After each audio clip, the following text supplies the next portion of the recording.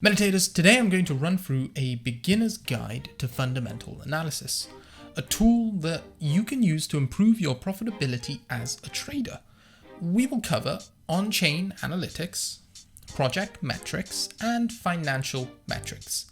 These tools will not only help you understand the macro state of the market, but will also deep dive into individual projects. My trading style used to be solely based on technical analysis, the study of price data. However, recently I started to use a more rounded approach, incorporating elements of what I am going to share today, which has had a massive impact on my success in the markets. To have a massive impact on your own success in the markets, remember to like and subscribe below. To stay one with the crypto markets, sign up and receive 6 free market meditations newsletters a week. You'll find a link in the description below. A quick thanks to our partners Exodus and Nexo for making this podcast possible. There will be more on them later. Time and time again, we've had guests say that their most profitable trades were where both their technical analysis and their fundamental analysis was aligned. But what is fundamental analysis? It is defined as an approach used by investors to establish the intrinsic value of an asset. By looking at a number of factors, the main goal is to determine whether the subject asset is overvalued or undervalued by the market. Where technical analysis studies the charts and the price movements of an asset, fundamental analysis considers a different array of data to establish a trading strategy. Fundamental analysis represents a key part of trading strategy, and today we are going to run through how you can apply this to trading crypto. We'll start by covering on-chain analytics. This refers to a range of metrics that can be observed by looking at data provided by blockchains. We could assess this information ourselves by running a node for the desired network and then exporting the data, however that requires detailed knowledge. Fortunately, there are many websites that do this for us, and I'm going to run through some of the most common on-chain indicators and websites you can use to access this information. Exchange, Inflow, and Outflow. This simply measures the flow of crypto assets in and out of crypto exchanges. The key point to keep in mind here is that an exchange is where a market participant will buy or sell crypto. Tracking exchange inflows and outflows can lead to several insights. If there are large net inflows of crypto assets onto exchanges, this suggests that big money is planning to sell large quantities of coins. If there are large inflows of stable coins onto exchanges, this suggests big money is planning to purchase large amounts of crypto assets. If there are large outflows of crypto assets from exchanges, this suggests big money is planning to hold these coins at least in the short term.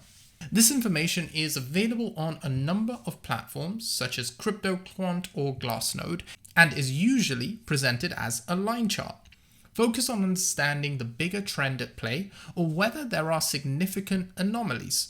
For example, during a bull market, it's common to see a downtrend in exchange inflows, as market participants are holding their assets, with sharp spikes during healthy corrections where coins are moved onto exchanges for sale. Metric 2, number of transactions. As the name suggests, this measures the unique transactions to occur on any given blockchain. It can be used to measure the activity of a blockchain as well. Network effect is a term often used in the crypto space. This is the idea whereby the value of a product increases as more people adopt and use it. If more people are using a network, that shows that network has value, and vice versa. The number of transactions can therefore be used to measure the network effects of a given network. Often an increase in the number of transactions is correlated with a rise in the price of the associated asset. Blockchain.com plots the number of transactions over time for the Bitcoin network. With this indicator especially, it can be easy to get lost in the noise. A good way to filter this out is to plot the number of transactions with a moving average to see how activity evolves over time.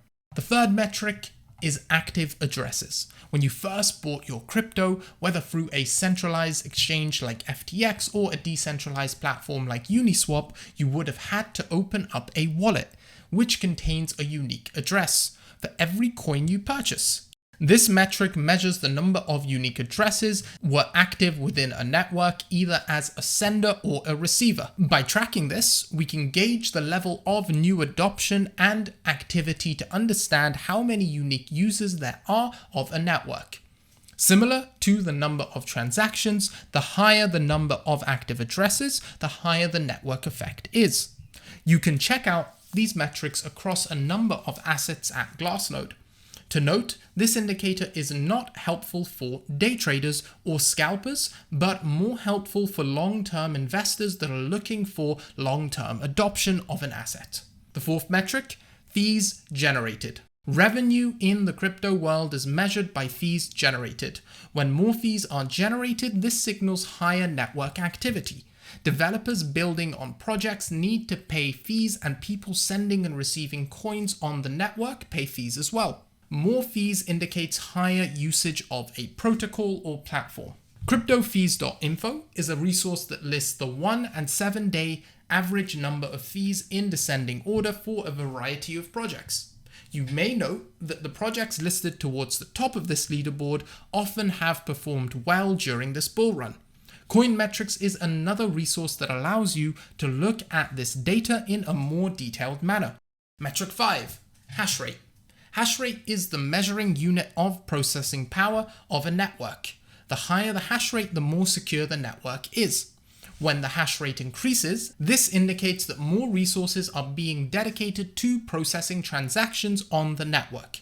And if hash rate increases over time, this can signify that there is a growing interest in mining.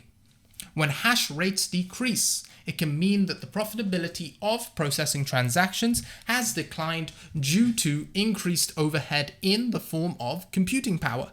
This puts the security of the network at risk. To view hash rates, you can also use blockchain.com. In general, if you've invested in an asset, you want the hash rate to be on a steady increase as it signifies greater security. Whilst proof of work rewards miners for solving complex problems, in order to validate transactions, proof of stake rewards an individual that creates the next block on the blockchain based on how many coins they've staked. If that's confusing, the only thing you need to know is that when you stake coins, you can lock them up for a fixed period, which means you can't sell them.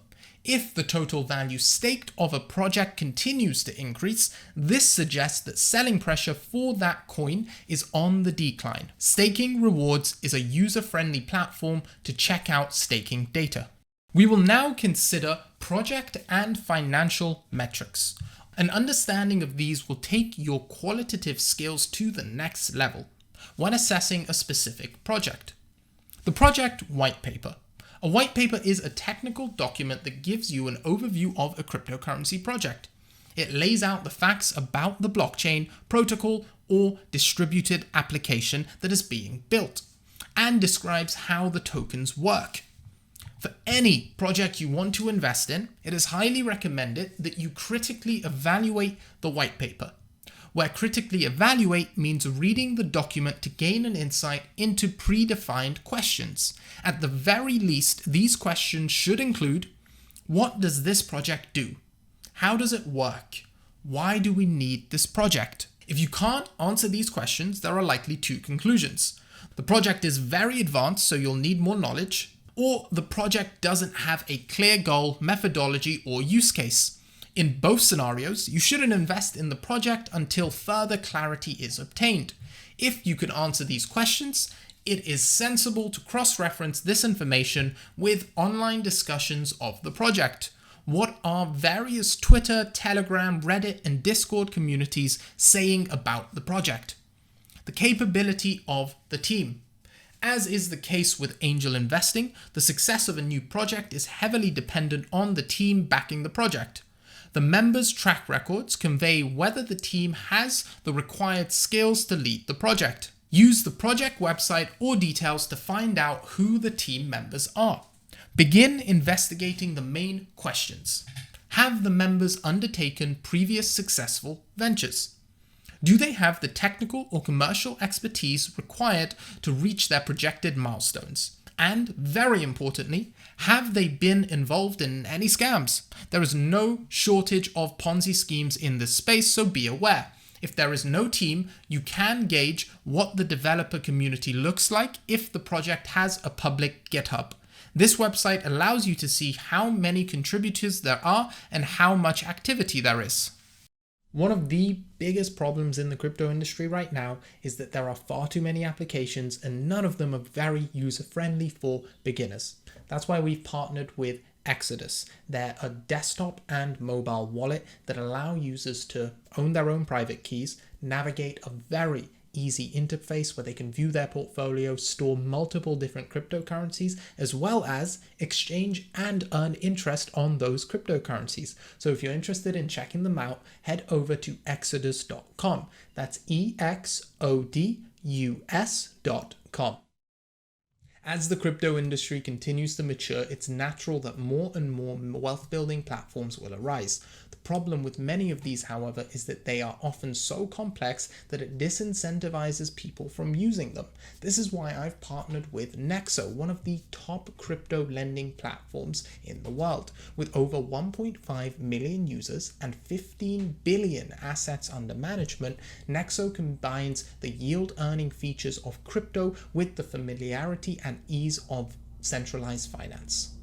Nexo allows you to earn interest at a competitive rate on crypto and fiat. They also allow you to take out loans using crypto as collateral so that you have access to cash without needing to sell your investment. You can even trade directly on the web platform and mobile app in an intuitive and secure way. If you're looking to embark on the journey to financial freedom whilst minimizing time and frustration, I highly recommend you check them out by visiting nexo.io. That's NEXO.io.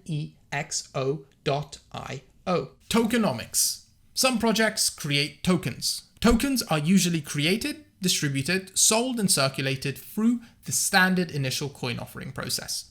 Tokenomics is the topic of understanding the supply and demand characteristics of the cryptocurrency. Where tokens are at play, there are a few factors to consider. Does the token have utility? And as an additional question, is that utility something that the wider market will recognize and value? How were the funds initially distributed? If it was done via an ICO, how much was kept for the founders and the team compared to how much was made available to investors? If it was done via mining, is it possible that the asset's creator engaged in pre-mining, mining on the network before it's announced? You should be able to find all this information in the project whitepaper. Be sure you have an understanding of the distribution because it will determine your level of risk. If the supply is monopolistic, this means that the vast majority is owned by a few parties, then those parties could move or even manipulate the market. They would do this to their benefit and your detriment. You can also use Nansen.ai to deep dive into different wallets that are holding large amounts of tokens. This allows you to dive further into the majority token holders' wallets, allowing you not only to assess the risk of manipulation, but assess whether the largest investors have previously invested in successful projects. Market capitalization and liquidity. It's surprising how many people don't have an understanding of market capitalization, given how regularly it is cited in the crypto world. Market capitalization, or network value, is simply calculated by multiplying the circulating supply of a crypto with the current price. A different way to think about it would be the hypothetical cost to buy every single available unit of the crypto asset. Then liquidity is a measure of how easily an asset can be bought or sold. The main problem with an illiquid market is that we are unable to sell our assets at a fair price. Market capitalization can be misleading. Coins can always be burnt or supply reduced. In general, however, you can view small cap coins to have more growth potential than large cap coins, where they'll have stronger network effects but potentially less growth potential. To determine liquidity, we can use trading volume on many different crypto exchanges such as FTX or Bybit. Stock to flow ratio and network value to transaction ratio. Certain ratios can be used to ascertain the financial health of the underlying market supporting the project. S2F is elegant in its simplicity. You simply divide the current supply of a commodity or asset by its annual production. It shows how much supply enters the market each year for a given resource relative to the total supply. The higher the S2F ratio, the less new supply enters the market relative to the total supply. As such, an asset with a high S2F ratio should, in theory, retain its value well over the long term. A similar ratio has seen popularity in the crypto markets and is the NVT ratio. The network value to transaction ratio divides the market capitalization or network value with the amount transacted, typically on a daily chart. Plan B, who is the original creator of the stock-to-flow model, provides plenty of insights into how the market can be explained with this model. As for NVT, you can use Willy Woo, Woonomic on Twitter, whose charts can be found on charts.wooble.com. Fundamental analysis is a great tool for any trader or long-term investor to understand. To recap, you can use on-chain metrics to measure the macro state of the crypto market and the networks within it, such as exchange inflow and outflow, number of transactions, active addresses, fees generated, hash rate, total value staked. You can also apply a consistent framework to reviewing a specific project by reviewing the project white paper, the capability of the team, tokenomics, market cap and liquidity, the stock to flow ratio, and the network value to transaction ratio. I really enjoyed recording this basic guide to fundamental analysis. However, today we have just covered the surface of what is possible and the number of metrics available to crypto traders and investors. With all these different metrics, it can be difficult to separate the signals from the noise. To help, I have my team of researchers write 6 free newsletters a week where we cover what you actually need to know to stay up to date with the markets. To access this, all you have to do is sign up at KoroushAK.substack.com. This guide represents the first in a series where I am going to chat with the best founders, investors, and builders in the space to dive deep into the hottest projects in crypto. Use what I have spoken about today, and you will be able to use this guide to evaluate the projects and come up with your own insights.